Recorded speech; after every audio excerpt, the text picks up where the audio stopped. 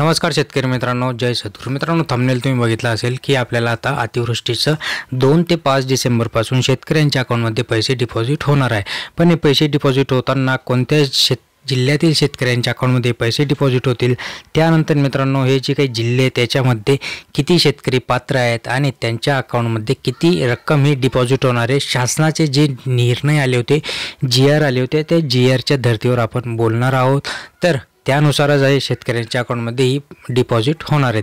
आता याच्यामध्ये जे शेतकरी पात्र झाले त्या शेतकऱ्यांच्या याच्यातनं आचारसंहितेमुळे हे पैसे डिपॉझिट झाले नव्हते. कुठंतरी काही शेतकऱ्यांच्या अकाउंटमध्ये याच्यातनं थोडेफार पैसे डिपॉझिट झाले, पण अचानक विधानसभेचं निवडणूक लागली आणि त्या निवडणुकीदरम्यान शेतकऱ्यांचं जे काही अनुदान येणार होतं ते अनुदान कुठंतरी थांबलं आणि आता परत नव्याने ते अनुदान शेतकऱ्यांच्या अकाउंटमध्ये येण्याचे संकेत.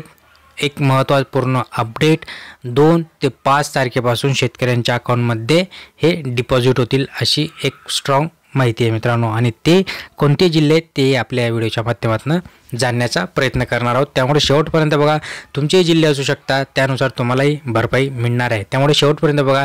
चॅनलला अजून सबस्क्राईब केलं नसेल सबस्क्राईब करून ठेवा. लाईक केलं नसेल लाईक करत जा, शेअर करत जा. बघा, जे की 19 जिल्हे आहेत. आता 19 जिल्ह्यांमध्ये जसं की बीड आहे, लातूर आहे, परभणी, अमरावती, अकोला, यवतमाळ, बुलढाणा, वाशिम, सिंधुदुर्ग, रत्नागिरी असे खूप काही जिल्हे याच्यात नाही. आपण स्टेप बाय स्टेप एक जिल्ह्याचं आपण इथे बघणार आहोत की जी अतिवृष्टी झाली होती सप्टेंबर ऑक्टोबर महिन्यामध्ये, त्याच्यानंतर ऑगस्टमध्ये देखील झाली होती.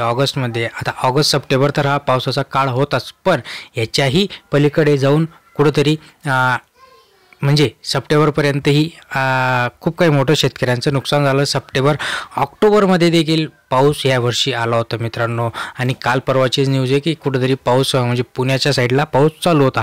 असो बघा, जे काही 4 ऑक्टोबरचा GR आला होता, या 4 ऑक्टोबरच्या GRमध्ये 7 जिल्हे होते मित्रांनो. आणि त्या 7 जिल्ह्यांमध्ये बीड होता, लातूर होता, परभणी होता, तुमचा अमरावती होता मित्रांनो.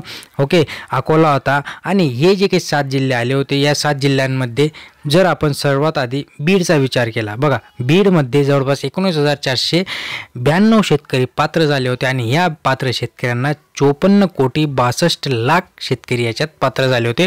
आणि ज्या शेतकऱ्यांचा आता EKYC कंप्लीट आहे अशा शेतकऱ्यांच्या अकाउंटमध्ये हे पैसे डिपॉझिट होतील.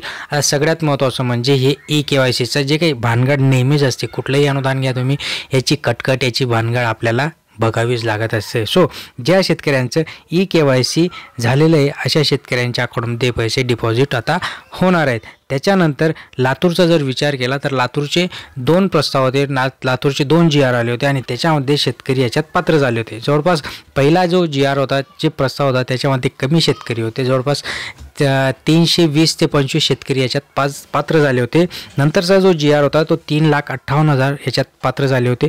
आणि ह्या शेतकऱ्यांना जवळपास 21 लाखापर्यंत जो काही पहिला आला होता, ओके, पहिला प्रस्ताव होता त्याच्यामध्ये 21 लाख, नंतरच्या शेतकऱ्यांना ह्याच्यातनं 4 कोटीच्या वर हे अनुदान मिळालं होतं, हे अतिवृष्टीचं अनुदान मिळालं होतं.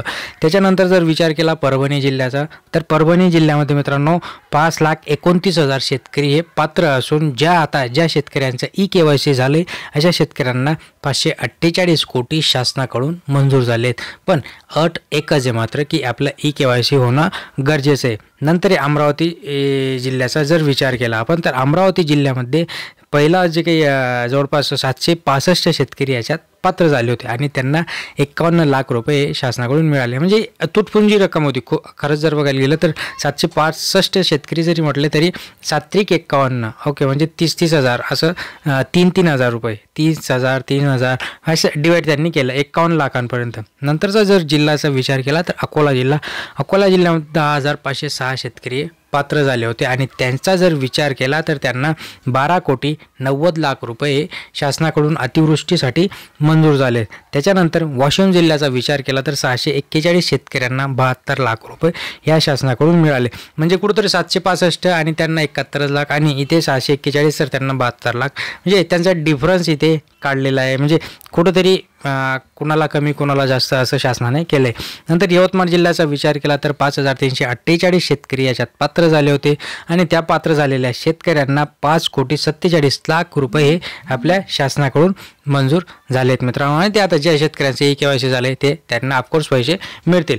पुढचा जर जिल्ह्याचा विचार केला तर पुणे जिल्ह्यामध्ये 7,769 शेतकरी होते आणि त्यांना 4 कोटी प्लस म्हणजे 4.5 कोटीच्या आसपास ही रक्कम त्यांना मिळाली आणि त्या शेतकऱ्यांच्या अकाउंटमध्ये देखील आता पैसे डिपॉझिट होतील.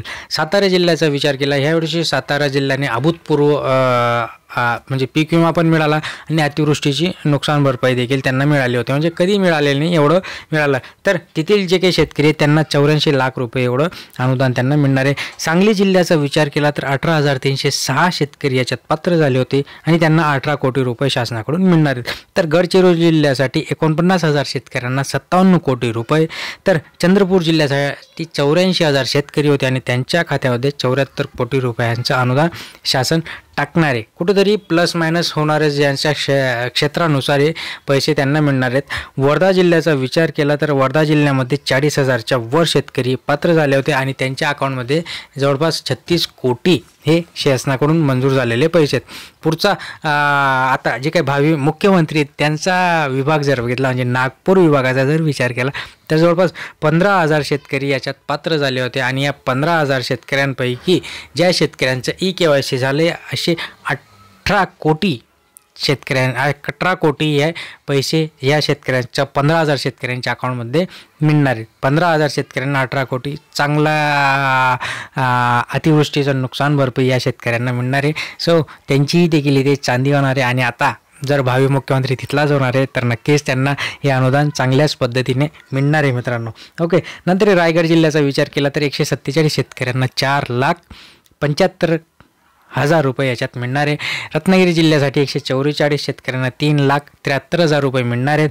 सिंधुदुर्ग जिल्ह्यासाठी 5,43,000 रक्कम 250 शेतकऱ्यांना मिळणार आहे. सो अशी ही जी रक्कम आहे ही रक्कम आता शेतकऱ्यांच्या अकाउंटमध्ये डिपॉझिट होते. आता हे जे काही 19 जिल्हे होते या 19 जिल्ह्यांचा ऑलरेडी GR आलेला होता आणि या GRसाठी शासनाने रक्कम मंजूर केलेली होती. पण कुठंतरी ही रक्कम मंजूर तर केली पण त्यासाठी वित्त विभागाकडून ते मंजुरी नव्हती. म्हणजे पूर्ण जे काही पैसा होता तो पैशाला मंजुरी नव्हती आणि म्हणून आता ती मंजुरी मिळाली आणि कुठेतरी आता आचारसंहिता हटली. आता ॲक्च्युली जर बघायला गेलं तर राष्ट्रपती राजवट लागायला पाहिजे होती पण सरकार आता हे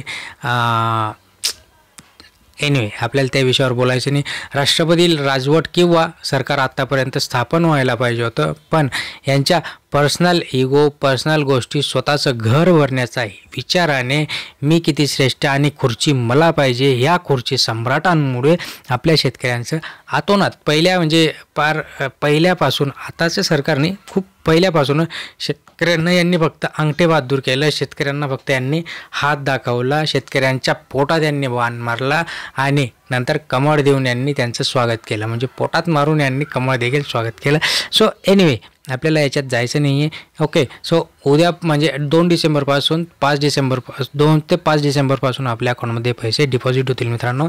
अशाच महत्त्वपूर्ण माहितीसाठी अजून लाईक केलं नसेल सबस्क्राईब केलं नसेल सबस्क्राईब करून ठेवा. लाईक करा जास्तीत जास्त शेअर करा. धन्यवाद.